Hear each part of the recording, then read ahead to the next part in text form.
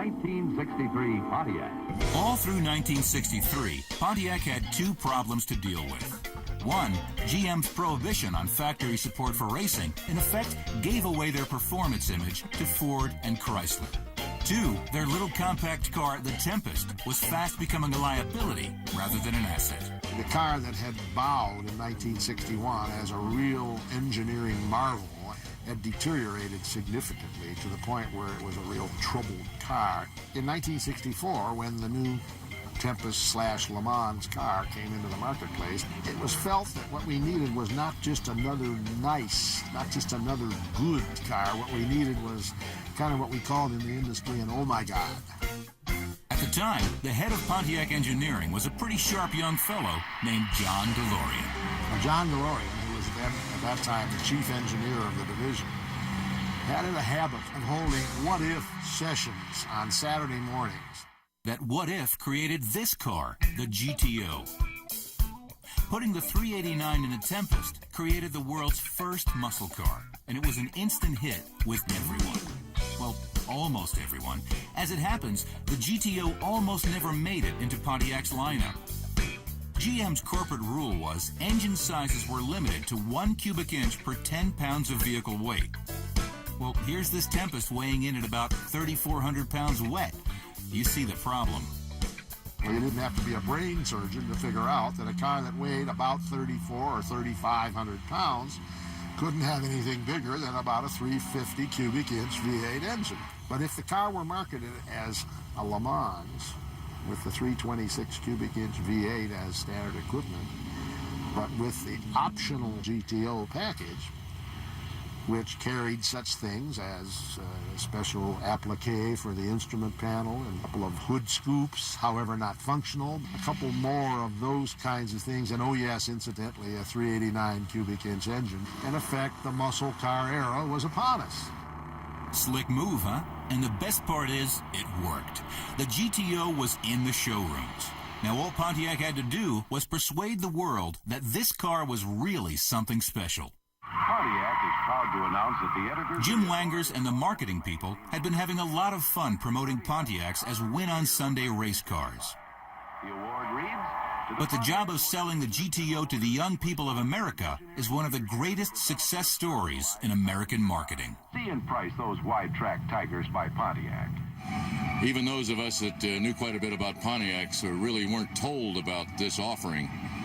And kind of like through the rumor mill, hey, have you heard about the GTO? The GTO, what's that? Well, it's got 421 HO heads, it's a 389, it's got tri-power, yeah, but it's in a body that weighs about 3,300 pounds. Oh, yeah? How much is it? A fortune? No, it really isn't any more than just a couple $100 really more than a loaded Le Mans. Well, let's go see one.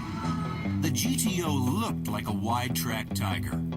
There were bucket seats, a console, Hurst floor shifter, hood scoops, and red line tires. Plus, you could get all the luxury options, like air conditioning, vinyl upholstery, and a push-button radio, AM of course. Its base sticker price of $2,667 was within reach of a high school or college-age buyer. Here's the kicker. The GTO option to the 64 Le Mans would only set you back another $295.90. All of a sudden, all the other cars at the drive-in were last year's model. After one of my friends had one and I took it around the block and an aggressive road test, I said, I'm going to have one of these, and I ordered one about 2 days later. Before I even took it home, I snuck down and put Doug's headers on it, had a completely dyno tune, got street slicks on it, and by the time it came home, it was pulling 280 horsepower to the rear wheels. If the GTO sent a few shockwaves through the crowd at the local drive-in, what it did to the street racers was a life-changing experience. Woodward Avenue was kind of the place where everybody went. It ran right down the middle of Detroit, so you had the people from the west side, people from the east side, and people coming from all over to cruise Woodward Avenue and duke it out a little bit. There was a fella down the street that had just paid big bucks for a Corvette. Well, I had my GTO and I knew what I could do, and I was looking for him. It took me about 2 months to pin him. Then one night about 11 o'clock, I saw him all alone up there at a stoplight at Huntington Boulevard. He took one look at me, I took one look at him, and we knew we were going to race. And off we went down the road, fishtailing. Probably heard those cars for 6 blocks around. And when I got by him in third gear, I knew I was going to beat him.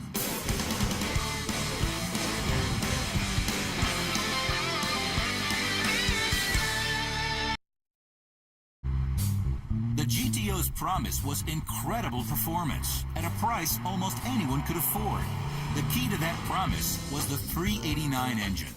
With a cylinder bore of just slightly over 4 inches and a stroke of 3.75 inches, the 389 was already well known to racers, engine builders, and street rodders all over America.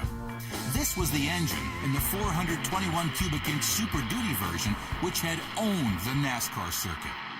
At the Bonneville Salt Flats, Mickey Thompson was clocked at over 406 miles per hour, using 4 of these engines in his Challenger 1 world speed record car. Car flashes through the timing light. They are recording the fastest time that man has ever crossed the surface of this earth. Mickey Thompson had gone 400... The 389 going into the GTO was factory rated at 325 horsepower with a single Carter AFB 4-barrel carburetor, or 348 horses with 3 2-barrels. But its real claim to fame was its whopping 428 foot-pounds of torque at a relatively low 4,200 RPM. Equipped with 4-bolt main bearings, the special high-lift camshaft, heavy-duty valve springs, and a few other little doodads courtesy of the boys in Pontiac's engineering department, the 389 was already on its way to becoming a street legend. This was never a very high-revving engine, but from stoplight to stoplight, it was Jack the Bear. Most of these races were over in a block or two. I mean, very rarely would you get a street where you could rip 100 miles an hour.